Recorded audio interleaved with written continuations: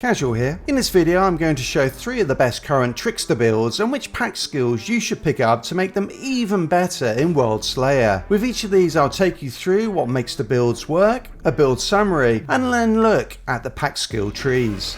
Let's start with a bang and the current world record speedrun build.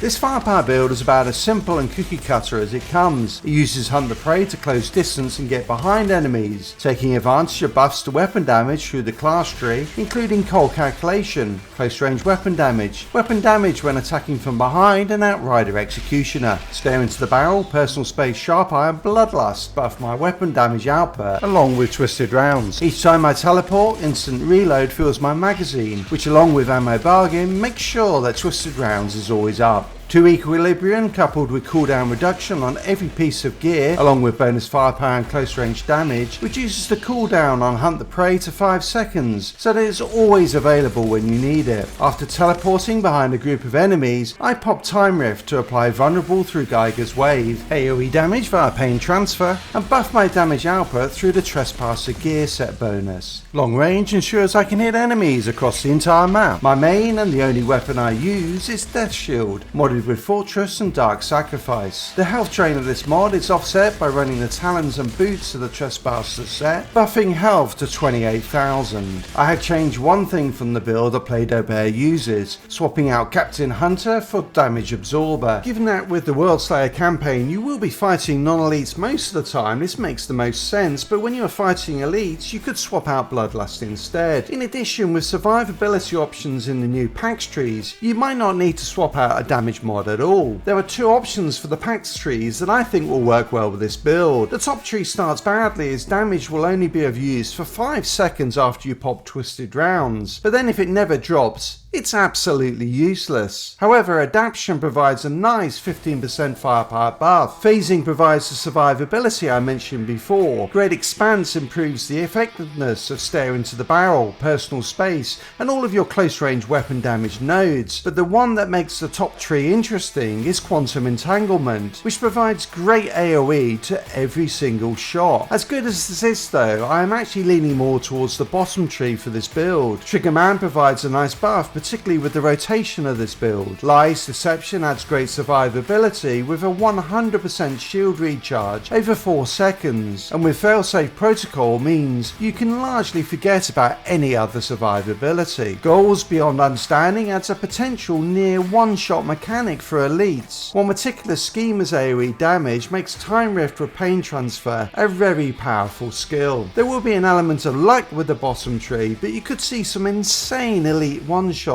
which wipe the entire floor of enemies. Worth it just for that. We have covered the best firepower build, so let's have a look now at one of my favourite Anomaly power builds. Anomaly power Trickster builds are a lot of fun to play, and if you set them up and play them correctly, they can hold their own with even the best firepower builds. The core of this build is its AoE damage it does, which will wipe groups of normal enemies in one go. To get this to happen, you need to buff your Anomaly power to very high levels, as well as debuffing elite enemies through Captain Hunter. I am doing this by using a bottom tree build to pick up all of the standard Anomaly power nodes. Running Anomaly power on 4 out of 5 pieces of armour, picking up the great 50% Anomaly power buffs that Counter Shield, Combat Shield's Timeline, and Anomaly Acceleration give you, and then sprinkling on some magic dust in the form of the Scion of the Void and Leap of Clincher, coupled with Unstoppable Force and no resistance against the fortified. And because the glitch that lets you stack no resistance multiple times is still currently in the game, I have modded 2 of them to get double the impact. My base Anomaly power of 185,000 is increased to 374,000 when I proc all of these buffs, and more importantly, the base damage of Temporal Blade increases to 418,000 and a little bit of pain to 1.3 million, which can hit across the entire map due to long range. The damage of Temporal Blade is increased by 100% by the Edge of Time gear set bonus, and by another 50% by double slice, while its cooldown is reduced by cut loose, giving me multiple ways to deliver big damage on very short cooldowns. Survivability works a little bit differently for Tricksters, and it comes from their shield rather than purely from armor and health. So I'm leaning on the shield of nearly 12,000 that Borrowed Time gives you, along with 2 shield degradation buffs in the class tree. With a cooldown of only 6.3 seconds on Borrowed Time, keeping pretty much a full shield up is not an issue, and you are going to want to be double tapping Borrowed Time on cooldown for the damage it does through aggressive teleportation. I am also running with the goggles, pants and gloves of the Edge of Time gear set, the latter of which gives a small max health buff. For my weapons I am running the very popular choice of Funeral Pyre modded with Shadow Comet and Claymore Torrent, great AoE damage that can proc multiple times when hip firing, and Roaring Umbra modded with Kinetic Stomp and Moaning Winds. This is a very effective 1-2 combo.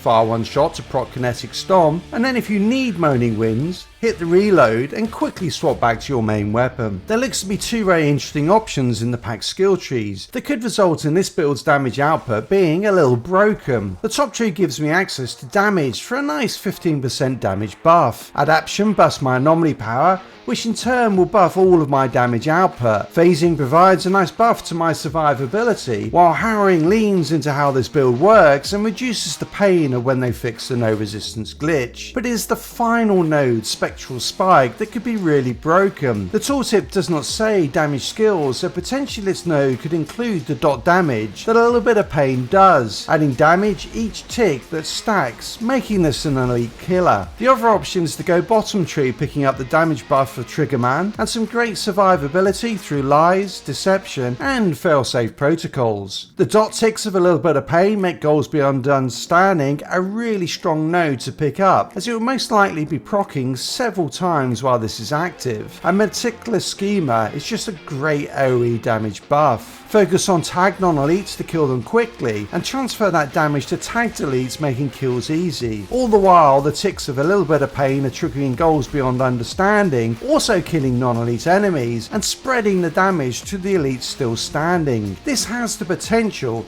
to be an incredible combination. So far we've looked at a firepower and an anomaly power build. One of the hopes of the Outriders community is that in WorldSlayer we will finally have content that isn't all about speed and DPS. We want tanks to be not only viable but also optimal for the hardest content. So let's look at my Trickster tank build. I originally started this tank build as a bit of a meme build, but quickly realised that it was actually very viable. You aren't going to be able to run speedrun times, but face tanking anything in the game is just not an issue, and I'm still finishing expeditions close to top tier times. Stargrave in under 8 minutes. The build is a middle tree build which picks up every buff to shields that I can, which is what makes this build so tanky. I've also picked up long odds, 2 immunity nodes and buffs to max health just in case my shield does go down, which was very rarely the case due to Disruption Shield. I'm running max health and 3 pieces of armor, which gets me to a very nice 45,500 health with 1 anomaly power and 1 firepower. Because shields are my main source of damage mitigation, I haven't stacked much in the way of skill leech or healing, but rather have gone for close range damage and cooldown reduction to squeeze as much damage as I can out of this build. The thing to remember though with tank builds is that because you aren't picking up buffs to anomaly power, weapon damage or firepower, the way you do damage is through debuffing your enemies, which makes you a great team player as well. Once enemies are debuffed, you can then use your weapon damage mods to deal big damage. The most effective way that I think works for this build is to run the Trespasser's gear set, coupled with the skills Slow Trap, Venecer's Knife and Time Rift. We are going the full Monty on deception skills. Not only do these skills slow enemies, making it easy to avoid attacks, live out your Matrix fantasies here, they also activate the 6% per enemy damage buff of the gear set, apply Weakness, which also further debuffs enemies through Trample the Weak, applies Vulnerable through Geiger's Wave across the entire map by a long range, doubles the damage of the first damage ideal, adds damage to every shot through Anomaly Cut, deals damage to a little bit of pain, which is buffed to over 300,000 base damage by Counter Shield, shield and deals AoE damage through pain transfer. Captain Hunter adds a final debuff to elite enemies. On top of all this, I am running Damascus Offering with Claymore Torrent and Fortress, which provides further buffs to your damage, armor and resistance. To get the most out of the double damage of Venice's knife, I am using the Anomaly modded for a Moaning Winds Radiation Splash nuke. Finally, given I have a shield up almost all of the time and face tank everything, Shield Tap and Seismic Impulse are great mods to use. Their damage does not increase with Anomaly power, but does with debuffs, which is perfect for this build. Given all of the deception skills I am using, Goals Beyond Understanding and Meticulous Schema are going to be awesome for this build and jack up my damage significantly. On top of which Lies, Deception and Failsafe Protocols add some extra survivability, which will ensure you remain immortal even when not in your slow trap bubble. So those are the 3 Trickster builds that I think are going to be awesome in WorldSlayer. But if these are not for you, then check out this video here for the best builds for other classes. Until next time,